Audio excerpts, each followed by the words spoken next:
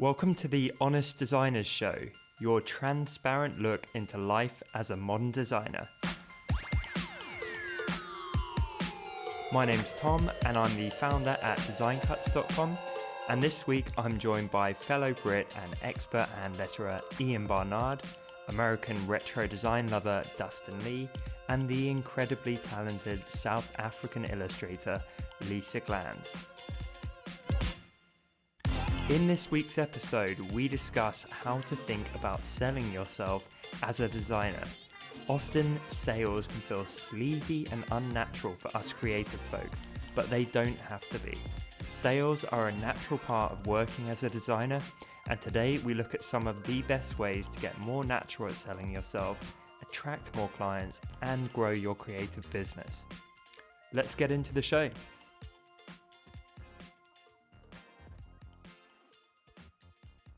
So today we're talking about how designers are very often not natural salespeople.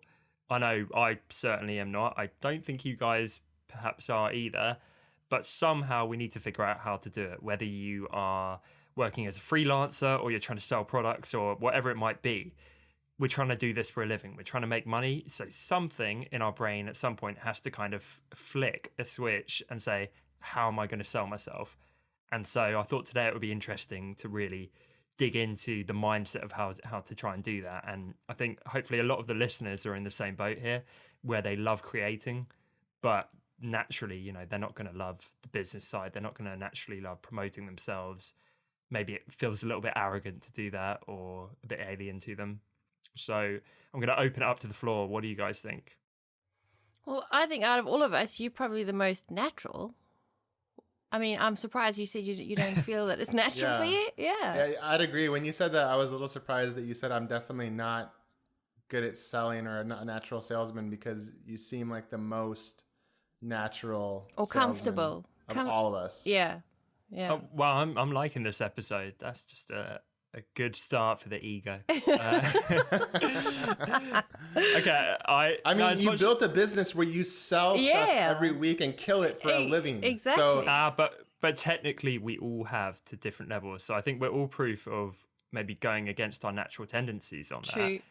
that. All right, I'll tell you what. I'll kick it off then. So for me, I'm definitely not a natural salesperson in the sense of people who go and get a sales job where they go and perhaps like cold call people all day or approach people and you know their favorite thing in the world is like trying to win them over and convince them. So that to me is my idea of hell. I really hate that, and that's specifically why I built Design Cuts the way I did, to avoid needing to do that. Where I was like, I'll tell you what, why don't we do a business where it isn't pushy and anything like that, and it's actually predicated on a community and providing value, and people kind of naturally talk about us to their friends because we treat them nicely, and that kind of does the selling for us. So really it's kind of fortuitous it worked, but I was almost trying to sidestep that old school selling methodology, which is what is scary and horrible to me. Well, and I think a big part of what makes selling intimidating or scary to people is we all think of the person knocking on our door trying to sell us pots and pans or things we don't need. But if you're selling something that you really like, it's not hard. A perfect example is I think that anyone who's listening sells stuff all the time. They just don't feel comfortable selling their own stuff. So for example, I love the show Better Call Saul. Yeah. And I will tell people to watch that and sell them hard on it. Hard. Because I think it's so good. I feel like I'm doing them a favor. I'm like, seriously, you're going to love this show. You got to go check out this show.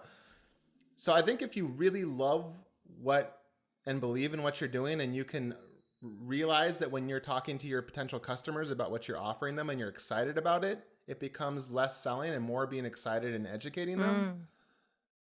Yeah, 100%. And I know a lot of salespeople talk about like the steak and the sizzle, right? And the sizzle is trying to sell something, oftentimes make it better than it is, make it appear better than it is. And the steak is the actual product or the service.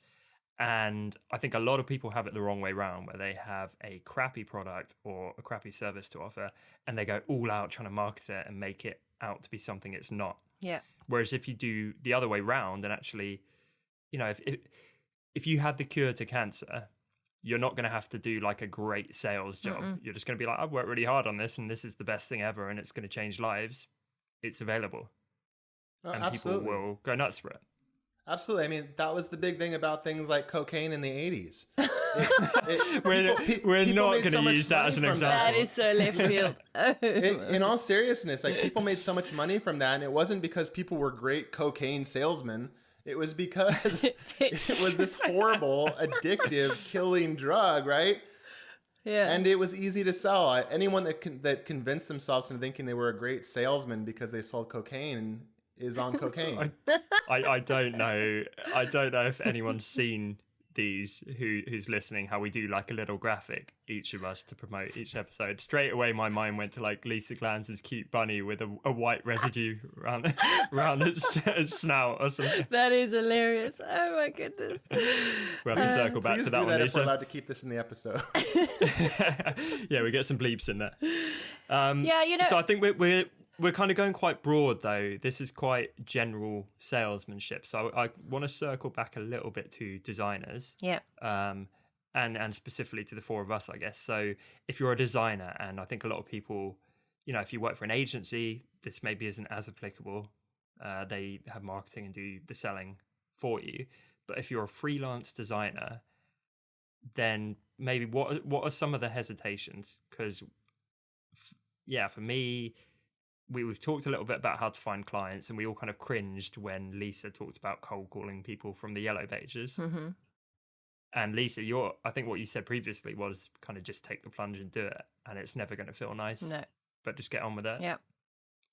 Yeah. So once you've done that initial uncomfortable thing, how do you kind of get into business brain long term? Well, so you're selling yourself forever. Yeah, I mean, for me, what I really enjoy about these days, is, as opposed to the salesman you were speaking about previously, is that I think marketing has become quite different. Is that people the audiences are smarter, I believe, and they can kind of see through somebody who's not authentic. So they. Well, for me, I think that the fact all you have to do is be honest, be yourself, and try and be as transparent as possible, and kind of win over their trust just by being true to your skill and true to what you can offer and what you can do. I think that is quite a powerful marketing tool. I don't think you need to do a whole sort of song and dance too hectically. I just think that if you show people that you are passionate about what you do, and that you are you're authentic, I think that goes a long way. I think people are not stupid these days. I think they pick up when you're being all fake and flaky and, all schmaltzy and marketingified. I don't know. I just don't think people believe that. I just think the more... They do. The world's changed, right? And it's a bit more long game. Yeah. I think where your reputation and your brand and all those things are more important than they've ever been. Yes, and your personality and who you are and all those kinds of things. I think people want to know that. They want to see that you're dedicated, you're passionate. They don't want to know about, I don't know, all the other gross marketing spammy things. I don't know, which is good for us, I guess. Yeah, and I think it's hopefully good for a lot of the listeners, because maybe creatives who aren't in the selling space, in the business space yet, or not immersed in it, they might have an incorrect notion of what it is to sell yourself. Yeah. So I know I did before I started getting more into business, and I was purely just working as a designer. For me, I had almost like this cartoon stereotype of a 70s salesman in a slick suit or something, and it was so far removed from who I truly was. I was like, right, that's not me, hence I cannot be a salesperson and I can't do this. But as we're kind of circling around here, that isn't really modern day sales anymore, or it doesn't need to be. I'd push back just a little bit on that. I agree with I'm pushing back on Lisa a little bit. Yeah. She was mentioning, the authenticity and showing your passion for your stuff, and I think that is 100% true, but I think that sales tactics have been around for hundreds and hundreds, probably since the beginning of trade, and they work. The thing is they don't work as well if you're trying to give people stuff that is no good. So these things still work. In fact, anyone who's successful is doing it to some degree. I think all four of us are doing it. Tom's certainly doing it with his business. I know I'm doing it. I watch what you both do, and you do it. It's just that I think it's a matter of doing it tastefully, and it's a matter of actually having something you really believe in you're selling. And when you do that, most sales tactics come across really well. It's only when you have something that's not a good product that it starts to become kind of gross. You know what? I completely agree, and I'm almost going to backtrack on what I was saying because I think it paints an inaccurate message for people. I don't want designers to listen and be like, okay, so I'm going to go away from this episode and be myself and be authentic, and the sales are going to roll in, because that actually isn't true at all. No, you got to do the other stuff as well. Completely, but I think maybe what we've all started to discover. Certainly I did. I remember trying to learn all this stuff years ago online, internet marketing and general sales and marketing, and I think I put that as like top of the totem pole, where I made that my everything. Your sales and marketing? Well, when I was learning this stuff, that to me was like, oh, well, everyone talks about this being what you need to do. So it became the most important thing. And that's where it felt a little bit sleazy and that kind of thing. But where it really started to take off for me is when I internalized the bits I liked from that stuff and then applied it to a strong foundation. So, we all have our own brands, and to any designers listening, you're going to have your thing. It's like whether you're the lettering guy or the illustration girl or running a business or an agency yourself and you have staff, like whatever your company does or you do as a freelancer, you will have some kind of theme or brand to that. And I think when you set a strong foundation, and that can be everything from providing great service, great customer service, how you treat your clients, a superb quality of work, all these things are what really matter. And then the sales stuff is something to be layered on top of that. Right. But when you go all in, it's like I said before, it's like if you just do the sizzle and don't have the steak, it doesn't work. So always go with the steak first. But the sizzle is absolutely necessary, because you might have the greatest service in the world, but if no one ever hears about it, it's a complete waste. And you can just do the sizzle and you will absolutely sell something the first time. It's just that once you sell it once and they find out you tricked them, they will never buy it from you again. So you have to have a good product. Yeah, absolutely. And even with the so-called sizzle, you don't have to be spammy about it. You don't have to be icky. I don't know. You can just be, it doesn't have to have all the, I think where people get intimidated that I don't have the marketing language, I don't know what I should say, or I really hate saying like, oh, my product's the best in the world, you better buy it. It doesn't have to be so gross. It can be just about, use, if I can be bold and say, just use common sense, like, what are you offering them? What problem are you solving for them? What great thing are they going to gain out of it? Why should they buy it? All the common sense stuff that convince you as a customer why you should buy something. So if you just apply that you don't have to have all the marketing speak and the marketing guru stuff. You just have to. Well, that's what I think anyway. I don't know. Maybe I'm wrong. Maybe I've lost the plot. No, I completely agree. Ian, what are your thoughts? You've been quiet over there. I'm quiet because I'm really terrible at selling myself or selling what I have. Well, that's good though. I want to bring that angle to the discussion, because a lot of people probably empathize. Trying to bring it together, sort of like, here's something I'm selling. Look at this, buy this. I just feel so unnatural to me. Mm-hmm. And I don't know how to get out of it being so unnatural, make it natural. Well, can I tell you two things which I can see you doing from an outside perspective? Okay. So one is for your products, you work with distributors like us to do that for you. So if anyone out there is selling products or creative goods, you don't need to do all the work. You can partner up with people. There are places, and not just us, there's Etsy and all kinds of places where you can get stuff out there. And then for your client work, you're doing that through selling yourself through the service you provide for your clients, which then leads to referrals because you treat them really well. And you're also smashing it on social media. So the point is, you are attracting clients because you're getting out there and almost indirectly selling yourself and marketing yourself through your Instagram and so on. If you took all of that away, you would just be Ian Barnard sat in the UK with this great skill set that no one knew about. So you are actually selling yourself, even if it's not Yeah. in the traditional way. Exactly. Well, I think you hit the nail on the head with the indirect selling. Which is fine, though. That works. And I think it could be argued that when selling is done really well, you don't even notice it's happening. Yes, that's the thing. I agree. Yeah, I would agree.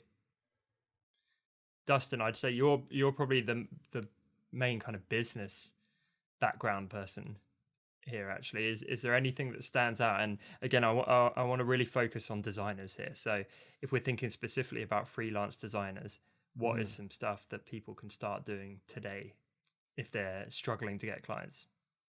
I was talking to a designer yesterday, and we were talking about what could he do to get more clients. And something interesting is that most designers don't do is build a database of potential clients, which sounds fancy, but really that just means getting their email address or their contact information somehow. So think about how many people as a freelancer might go to your site, look at your services, and then you say, contact us if you want to talk about your project or your rates. That's really intimidating to a lot of people. It's intimidating to talk to a designer. They're afraid that they'll be embarrassed because the price is too high and they can't afford it. So one suggestion we came up with together talking was, what if you were to have a subscription form, and instead of saying, just sign up for my email list, what if you said, enter your email address to get a list of my rates? That way you've lowered the bar to get their contact information. They get to find something they really want, which is the rates, without having to have the conversation with you, which might be too big of a step. And you've just got someone into your pipeline potentially that might become a customer. So that's a place where it's not hard selling. It's not intimidating. You're not being sleazy. You're providing them with that in a very comfortable way. And then you can kind of in a friendly way, educate them more about yourself. And I would bet anyone will get more clients if they do something like that. Okay, so to build on top of that a little bit, you're really talking about having a framework that leads to an end sale. Absolutely. Having a funnel in place is some kind of funnel. And again, I feel like framework and funnel, that all slips into scary marketing talk. It really doesn't. It doesn't need to be. So, for example, Matt, our creative director, he runs a successful design agency, and they have it where they have their portfolio site, which many people listening are going to have, but rather than just having it there and it sits there and they kind of hope for the best, and if someone contacts them, they just try and win them over on the spot, they have a bit more of a framework. So that includes, they put together PDFs that go through their rates and how they structure things and outline the whole workflow and give client testimonials and all that kind of thing. So whenever someone inquires and gets in touch, then they can start this process of walking them through, okay, here's how it works, and here's the next step, and here's how we go from here. And when you have that kind of framework to work within, it makes life a lot easier. And also it reduces the work, because if you don't have that, you have to go through all that information every time. Yeah, and you're also building trust. That's not nice. Yeah, because you look professional when you do that kind of stuff. And so it doesn't need to be super complex, but maybe, someone emails you and they get a different reaction every time. That's not really very consistent. But if you have these guides and these PDFs and frameworks in place, then every single time the person goes through that, it's like, okay, well, they're going to get this and then progress to step 2. And you can also start looking at it and see, okay, when are people dropping out? So it's like, okay, so they see the rates and they're with me, and then they progress to step 2 and then, move on to this area. But suddenly 75% of the people inquiring fall off the face of the earth. Well, something's wrong there. And so I need to tweak that and try and retain them for longer. And absolutely. I hope I'm not going too businessy here, but this stuff really is important. Otherwise you're kind of floundering and just giving people a random experience every time. Yeah. Right. And it's really, it can sound intimidating, but it's so important, and it doesn't really have to be. I mean, people call it, like you said, a framework or a funnel, but essentially it's just, like you said, guiding people to different benchmarks or places that lead them to becoming a customer. And most people fall off because they're not a good fit or they're not ready, but a small percentage of them will turn into your customers. But you're much more likely to acquire more customers if, like you said, you have a very specific, predictable system you're using. So you're not just getting a client randomly and saying, how did I get them? You can say, oh, like you said, Tom, like, oh, I tweaked this one little part right here, and this made it easier to acquire that customer. Yeah. I like it. I'm going to put myself and you, Dustin, on the spot here. And do you ever see like those 80s style videos where they're trying to demonstrate? Like companies hand them out to teams to try and educate them on stuff. Yeah. Can we do like a live scenario here for the listeners where you approach me and you own like a beer company and you want some potential work doing, and I'm going to give you my response, and I'm going to give you one response that is kind of like the classic way that it might be done, and then I'll give you another one, and then we can both just die of embarrassment. So do you want me? Wait, I'd pay for that. what do you want me to do? Sorry, I'm confused a little bit. All right, Dustin. So you hypothetically you own a beer company, Okay. and I'm a designer. I'm Tom, and you're approaching me, and you're potentially interested in some design work. Okay. All right, go. We're doing some improv. Okay. Oh, he's got a little phone. I can be the secretary. Bring. Hello, Tom Designs. Hi, is this Tom? Yeah, speaking. How are you? Hey, I'm good, thanks. I own a beer company that's just starting up, and I'm kind of just testing the waters about potentially having someone design our beer labels and maybe do some branding for us. We don't have a super big budget, but I don't know. Is that something you guys do? Great, yeah. So we do branding work, and our branding and logo work, it tends to start at $5,000 up to about $7,000 for a traditional kind of logo project. So let me know how that fits for you guys. I don't know. I mean, I guess I can get back to you about it. That's kind of a lot of money for us. Why do you think I should do that? It sounds like so much money. I just talked to someone else that said they do it for like $1,000. What makes you so much better? We're just very good, and that's what our rates are. Okay, well, I'm gonna have to go, but I don't know. Good luck, I guess. Okay, well, yeah, thank you. Okay, bye. I'm regretting this already. Right, so Dustin, Oscar-winning round performance. two. Oscar winning, yeah. Dustin, round two, hit me up. Okay.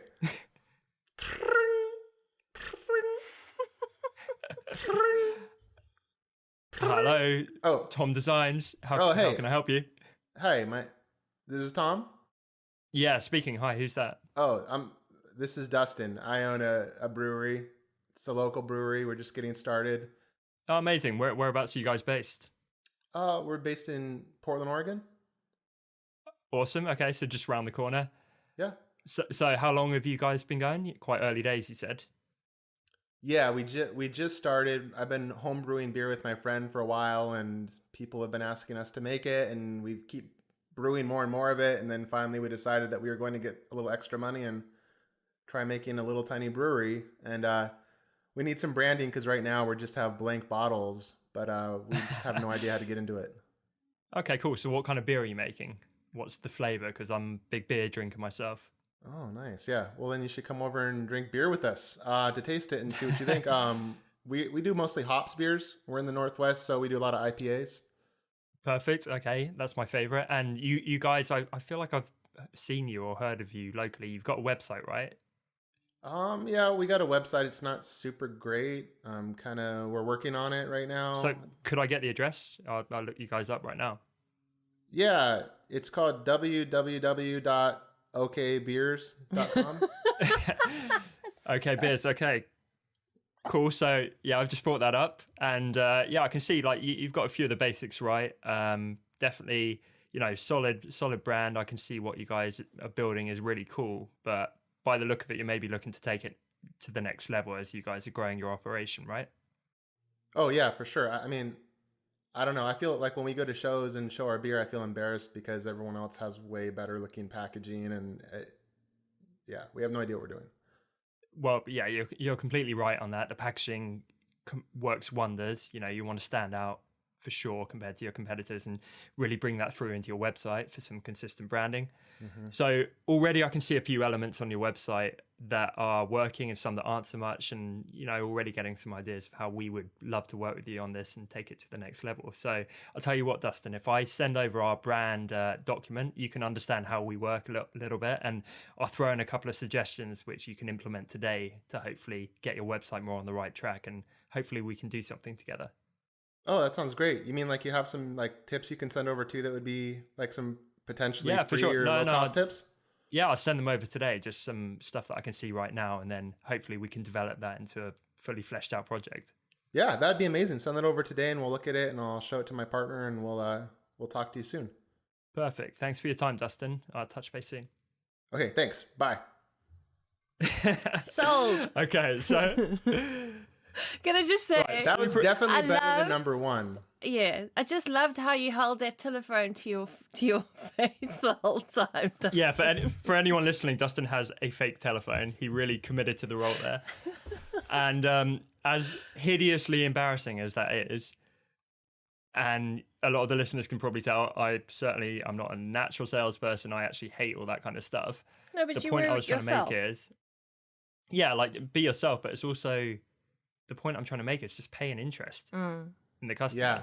And that was like loosely done as like a stupid thing on the call. But if you're doing this every day and that's your business, there's nothing worse when it's all about you. So I'm running a design agency and we cost this much, and Yeah. we're looking to suck some money out of your company and put it in our pocket. Yeah, So it's hard. if you actually, if that was a real thing and I was a designer, I would try and be on the phone for half an hour. I'd be going through all their stuff right now.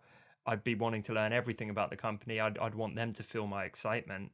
Mm-hmm. And then you're getting off on the right foot, where it's like, okay, so this designer not only seems good, but they care about my brand and they'd actually be nice to work with, and you can start building a rapport from day one.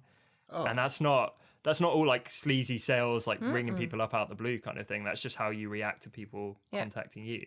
yeah, for sure. Like, I mean, we were just pretending, but like it kind of starts to feel a little real, even if as you're talking to you, and you can feel the difference. Like when you're talking the second time, you're actually expressing some interest and wanting to learn more and not mentioning money. I think one big thing you don't want to do, and it feels so elitist when people do this. I remember pretending like I would call design agencies around me just to see what their prices were and to figure things out about how they would try to get people as clients.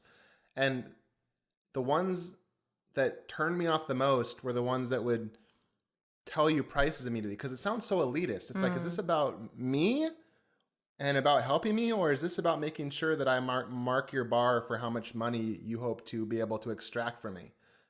And I don't think we're exaggerating there with how bad some people are. Yeah. I actually did this when I worked as a freelancer. I called up a few agencies locally and designers just to get a feel for how they did it, to see how I could be better and if they were on their game or not. And there was some big respected agencies that just made me feel like a bit of dirt as a potential customer. Like I Terrible. wasn't worth their time. Yeah. And it's like, what? Like it's just so out of whack, and it happens all the time. So I really think you just stand out if you're like genuinely enthusiastic and into what the client's building.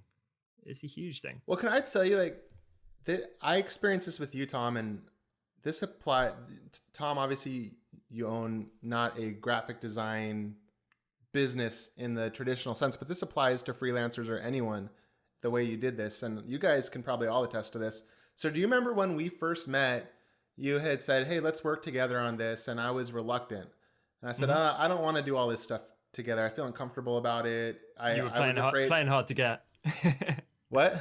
You were playing hard to get, if I remember No, correctly. I wasn't playing. I mean, I really wasn't playing anything. I was just afraid, because I'm like, this is how I'm paying for my family, putting food in my kid's mouth. And Yeah, you're so scared to try something new.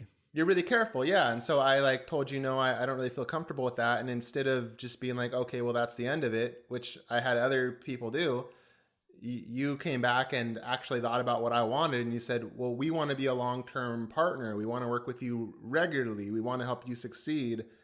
And that like alleviated my fear a huge amount, because you didn't talk anything about how much money you could make or how successful you could be. And then when I actually worked with you, you fulfilled your promise. And then by- over deliver, right? What? Yeah, and then over deliver. You over delivered, and then you fulfilled your promise hardcore on doing that. And then it was just a no-brainer. Well, why do this with anybody else? This is the only person I've met that fulfills their promise. So whether you're Design Cuts or you're a little boutique design agency, that really is, I think, the equation for making it work. And there's zero sleazy salesmanship in there. So I think the first thing you touched on is empathy, which you can't and shouldn't fake. So if you've got potential clients or anyone calling you up who could be a sale or something for your business or a client, then empathize. It's like, how are they feeling? How do they sound on the phone, or their tonality in the email? What are they going through? Are they doing really well and look to expand, or are they struggling to get off the ground? Like, how are you going to help them? And when you're giving everyone a blanket response, it sucks. It's not relevant. You need to go really specific and really personally catered to everyone. And I know I mentioned the PDF, which is a bit more blanket, and that's kind of more like, okay, here's an idea of how we work. But in your actual like one-on-one, how you're dealing with people, whether that is email or the phone, you want it to feel super personal Always. and really, really relevant to their experience, because you just can't do it any other way. No one wants to feel like just another number or just another phone call. And they do fit together, because you can at first send them the PDF, and that can be just to qualify, am I even talking to the right person, or is this person not fit for whatever reason, and it's a waste of both of our times equally to continue. But if they express interest, then you say, well, maybe now we have a conversation together, like you're saying. So those could just be different steps of the path to becoming a customer. Yeah, 100%. And I think in the earlier days, there's maybe less vetting that needs to happen. When you're big and established and you're like, I'm only going to work with clients that pay me 30 grand kind of thing, then it's important not to waste your time on unsuitable people without the budget and so on. But when you're starting out and you're just desperate for work, it's like, put in the time. And the worst case scenario, if they don't quite have even your kind of meager budget that you operate on, then you will have learned something through the interaction that you then apply to the next one. Oh, yeah. I heard a great piece of advice about that said, remember, someone that's a client, someone doesn't have to be a client to help you. So maybe that person won't become a client of your freelance business, but maybe they'll refer you to someone else. Maybe they'll become a strategic partner that does your printing for you, or that represents you at different things. Maybe they'll become someone who provides you with some new piece of technology that helps you to sell to a huge group of people. There's so many times I've met people where we didn't actually work together in the way I thought, but they became a tremendous asset. So you just never know how someone is going to work out for you. This is case in point, right? So what started as like a tentative toe in the water kind of relationship with us led into a successful working relationship, and then a friendship, and doing a podcast, and then hopefully next year sitting on a panel or something with all four of us, like hanging out, eating fried chicken or something. Exactly. Like, you never know where these things Shout out go. to Mike there. Mike, you know who you are. Yeah, subtle hint there. All right, so Ian and Lisa, what are your guys' thoughts? I feel like we're kind of monopolizing here a little bit. No, I'm enjoying the conversation. I'm learning. And the acting. And the acting. The acting's the best. A horrible actor. Don't quit our day jobs. No, please. I think I've just been making up a lot through. I've doing freelance, and even what I'm doing now, I don't have anything in place. I have no PDFs. I have no funnel system. But you don't need it, right? Do you feel like you need it? I suppose with the point you put about being able to respond, because I got a variety of people asking me questions, and I don't have a system in place. I respond to every email, which probably takes a lot longer than if I had a standard, here's some list of prices, or here's how I work. So could I make a suggestion to embrace what you feel comfortable with? And you're very, very good at putting out content in a creative way. So if you're getting the same kind of questions all the time, why don't you put together a creative video of the type that you would already be making for YouTube or whatever, and answer the top 5 questions there? So you're like, so thanks for inquiring about my pricing. Like, here's how it all works. I'm going to do some lettering on the wall or something to show off my price list, however you want to present it. But that's kind of awesome. And that would be more engaging than you're like, oh no, I have to answer another pricing email and go through that awkward conversation. You just refer them to that video. But what if you want to share your pricing with the world, though? Well, you could make it an unlisted video, private video somehow, And that's just one example. I mean, pricing is one question you get, but I guarantee you get loads of stuff.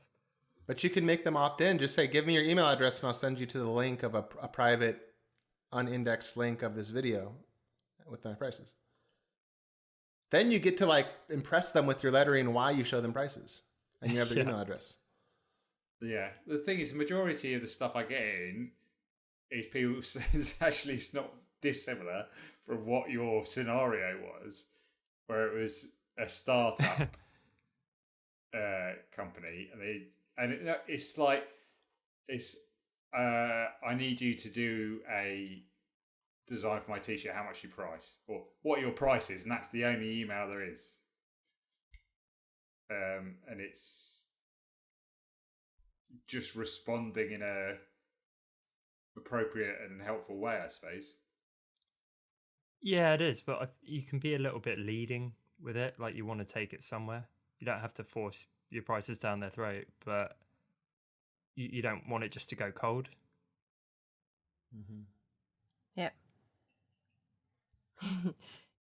Like that might be a perfect step to then move it forward and say, by the way, like you're saying, you're replying to everyone anyways. So maybe the first thing is they enter. Well, I'm not though. I get lots of emails, and I'm like, I suppose what I could do with rather than not replying at all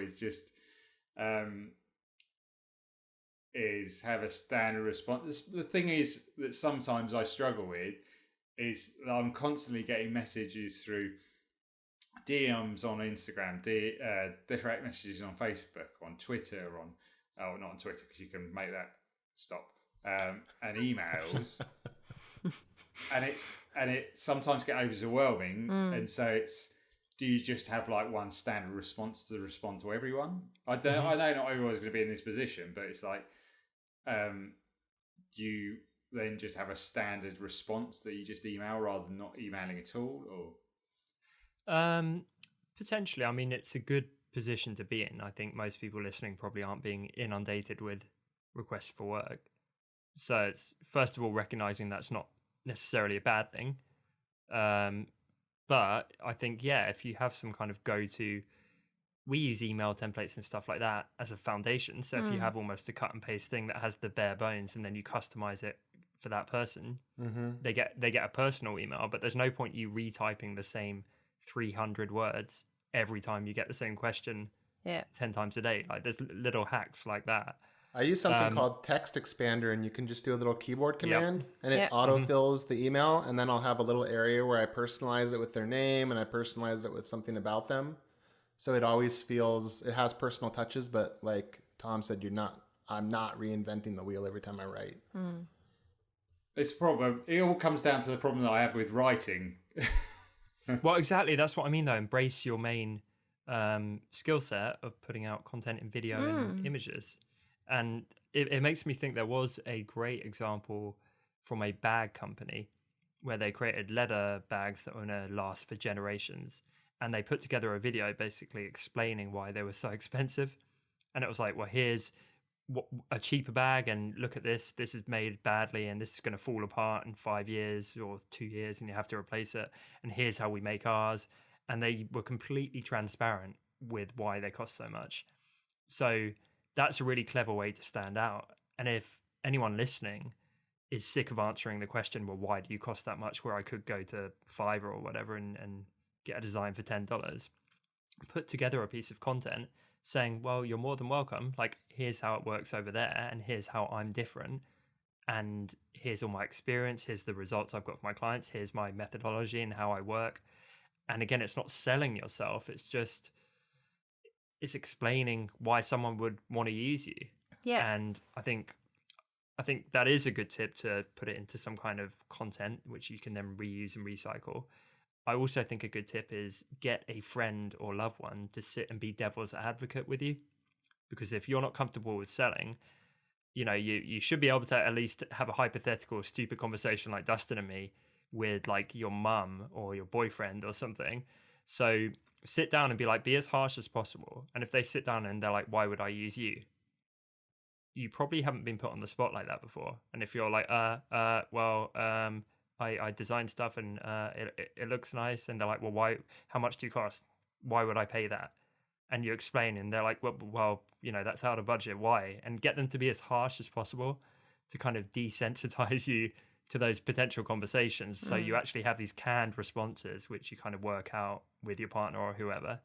And it's like, oh, actually, that's a pretty good answer to quite a difficult question. Yeah. And you can do the basics in the video and do more pricing in your email, Yeah. Yeah. Sorry, go ahead. Or I'll go. So I was going to say, like a great thing, like I was thinking is, if you send the video out and it gives the broad strokes of what something costs or what something is, then you say, if this sounds like something you're interested in, click reply, and I will get back to you and respond to you. And that point, those people got through that first step in the path and they clicked reply after seeing the video, which meant they already felt like everything was seeming about right. And at that point, you can start having a personal conversation. So it's like dating. You're slowly, I've always heard that metaphor. It's like dating. Yeah. Slowly escalating the relationship. Or this seems to be a bit of a sticking point. Have on your contact page or hire page, like a drop down for what's your budget or something like that. And just start it at your minimum. Because I've been on sites before looking for work and they're like, what's your budget? And I click it and the lowest one is like $5,000 to $10,000. Yeah. And then I just go, oh no, that's too high for me. So I'm not even going to contact them. Right. Yeah. Sorry, Ian, what are you going to say, mate? I can't remember now. Okay, so Lisa, I get the feeling you're perhaps not the most comfortable selling either. Oh, I'm horrible at it. I just... So what, do you She still says from a pile struggle of with money. this? Or yeah. She says from a throne made of dollar bill.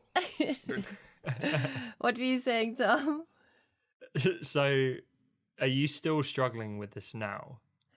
Or you're okay now? Well, I've actually had a different way of looking at it.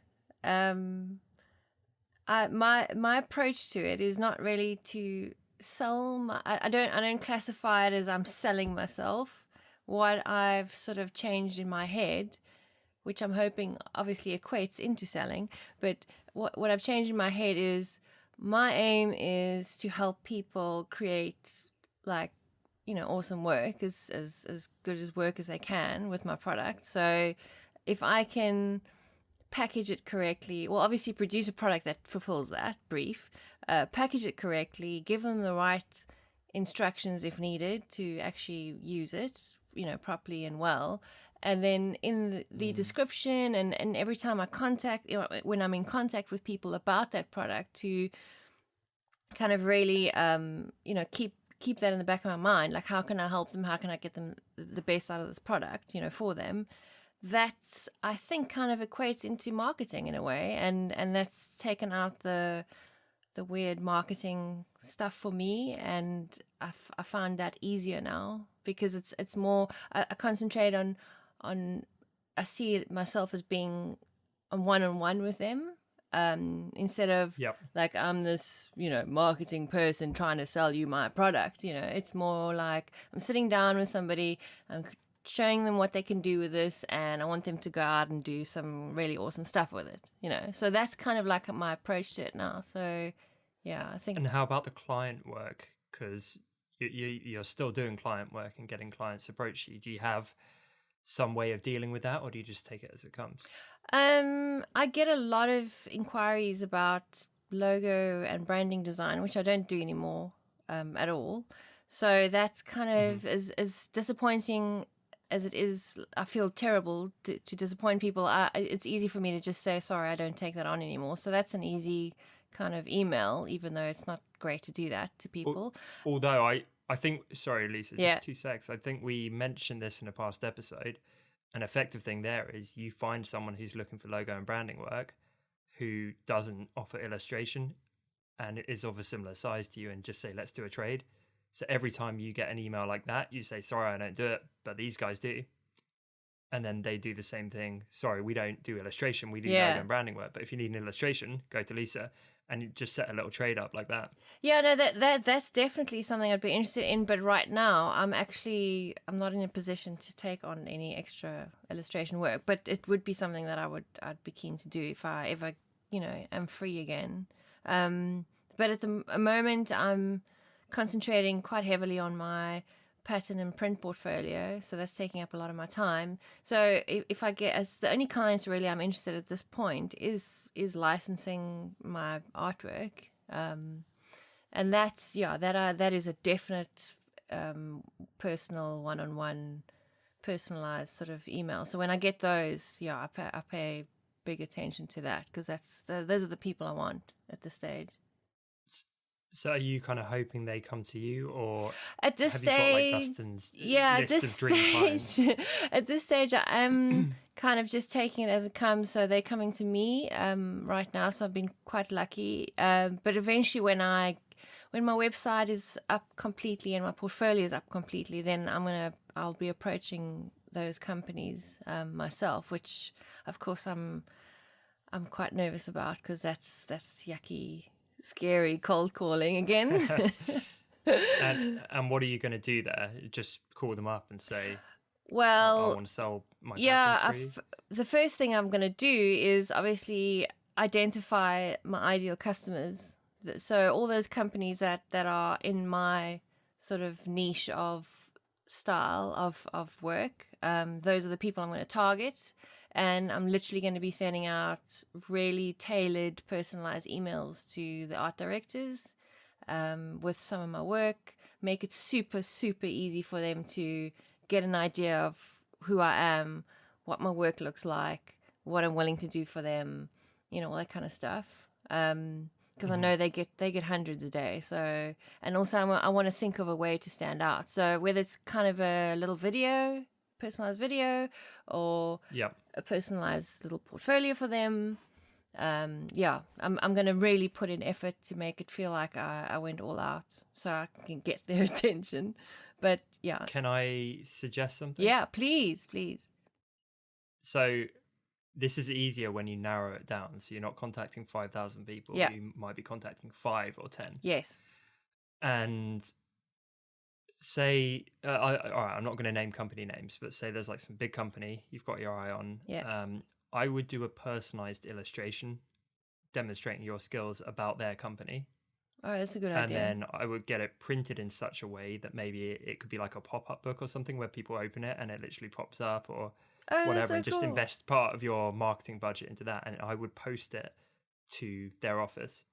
So suddenly the art director or whoever is like the person who has to say yes, they're getting 100 emails a day, but I guarantee they're not getting one that a day of, not only they won't get one that's posted full stop, let alone they open it up and it's like their office or their team or something that's literally like their company in illustrated form, and they open it and it all pops up and they're like, wow.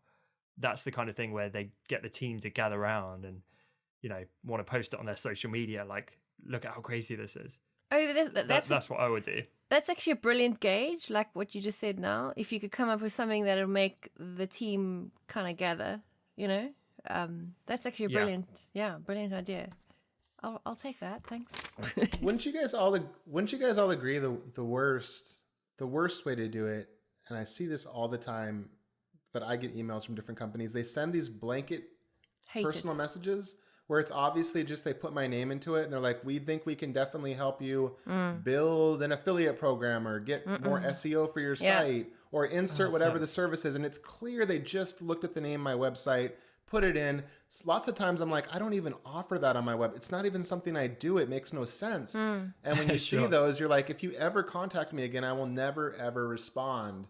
And if they had just taken the moment to look and decide and then have like some personal things to say, it would have made all the difference. Yeah.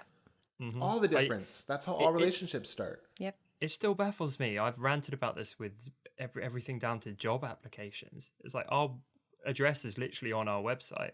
If someone was desperate for a job, come up with something like what I talked about, because we're very public with, who we are and what we do and what we look like, and send it to the office. Like, you're going to get an interview. Yeah.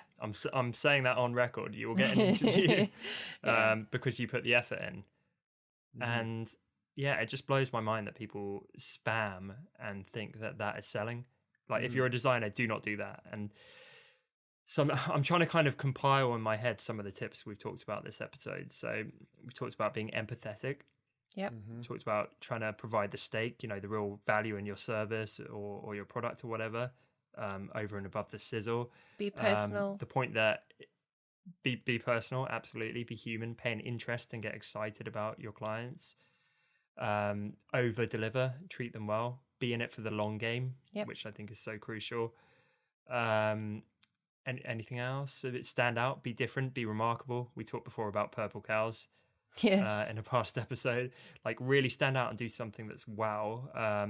Don't go and mass spam people. Like really, if you're looking for clients and you are going to cold approach them, narrow it down to a smaller number and invest more time with less people. Don't go and spam 5,000 people. I would say a great suggestion would be to buy a real legitimate sales book, not for designers. Just go find one that speaks to you, that's a book about sales, and then buy it with the thought in mind that I'm going to filter this and I'm just going to cherry pick this for the things that resonate with me, that I can translate into a way that feels authentic and natural for me, not ShamWow, not crazy hard selling, but just look through it so you have a general understanding of how can I sell stuff, and then make it your own special thing where it feels right to you. I think you'll find a lot of ideas that will get you excited. Good point. I've got a question. Go on. So we talked about selling ourselves as a designer and also selling as offering stuff like products. I was just wondering, what about if it was like actual physical things? Like for me, I've just had a couple of prints done, which I need to put up on my website soon. How do there might be other designers who've got stuff they designed as in a physical print. How do they then sell that without the hard sell sort of thing? So I think part of it links to what we talked about in a previous episode about social media. So I would invest them in the process and the story. So you don't just want to hit them with go buy these things. Then Good point. I would build up anticipation would be one thing. So you start saying, hey, I'm trying a new venture and I'm creating these hand lettered signs or whatever it might be, and start investing them in the story and the process as you're doing it. And so they're like, oh, that's cool. And you start showing behind the scenes videos of you making these, and you start doing votes like we talked about, where it's like, what should I, put the message on these? And that way you do your kind of market research of what's going to sell better. So you're like, oh, 80% of people like that one. I didn't expect that, but clearly that's going to impact my sales down the line if I then create more of those. And so the whole way along, people are kind of getting invested. Maybe you set up an email newsletter or something where it's like, guys, I'm building more and more of these, like go sign up here for like early notification. So when they go on sale, you get an intro discount or something like that, because you've been part of this whole process with me. And then you just hammer them with content, which is valuable and interesting and unique. And then when you launch, you're launching with context instead of launching cold. Yeah. You're launching to a captive audience. And that's kind of step one. From there, you can look at working with distributors and partners and all kinds of people who would be relevant, getting it in front of their eyeballs. But talking about using your audience, that's what I would do. Can I share a story that just like backs that up? That exactly if that works. And now that you mention it, I feel really dumb that I don't do this more often.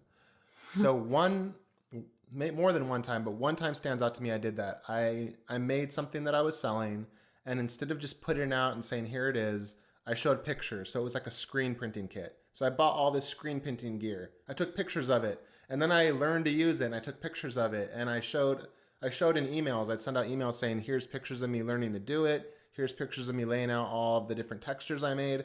Never selling anything, just sharing the story behind it. And people were fascinated, and I wrote a post called 10 Things I Learned About Screen Printing While I Was Making This. When I finally released that, I made, at that point in time, it was probably 5 to 8 times as much money off of that product. The product was not bigger in terms of content or something than anything else. It was just that the anticipation was built up so much from sharing so much about the authenticity of making it that it just did so well. I mean, and this is in hours. Like within a few hours, it made more money than most products. Yeah, which is awesome. And it applies to anything. It's like you have to get people invested and get people to care. I am invested in what you guys are doing because I've followed along with your story and I feel like I know you. Well, I do know you, but if I was like a random person, I would feel like I knew you as well. same with this podcast. You're putting out value. People follow along. They get to know you. So suddenly when faceless Bob from Ohio sells something, it's like, you don't care about Bob. You don't know him. Shame, poor Bob. Poor Bob. He's a nice guy. Shame, poor Bob. Yeah. Shame. Shame. I don't know. I feel like I want to leave a bit of this discussion for the next episode, where I think we're going to be talking about other ways designers can make money, right? Yeah. So that kind of like passive income, selling products, teaching people. There's all kinds of ways where you can supplement your income. So we can get into that next week for sure. But yeah, I think again, it circles back to that mindset of you're trying to provide value for your audience or your followers or your clients or potential clients. It all comes down to the same thing. It's about them, not you. Exactly. And it's just being a decent person in the process. You can still be creative as hell. You can still love what you do. You don't need to morph into some weird sales freak. Like it's just none of that is necessary. Just be true to who you are, but start dabbling in a little bit of this stuff and molding it to fit what you're really about. Thanks so much for listening to this week's episode. We hope that it helped to make the idea of selling yourself a little less scary. As always, you can find full show notes over at honestdesigners.com or find us over on iTunes by searching for The Honest Designers Show. If today's episode helped you, then it would mean a lot to us if you took a moment to leave us a review on iTunes, as this is a great way for other creative folk to discover the show. Thanks again for tuning in, and we'll see you next week right here on The Honest Designers Show.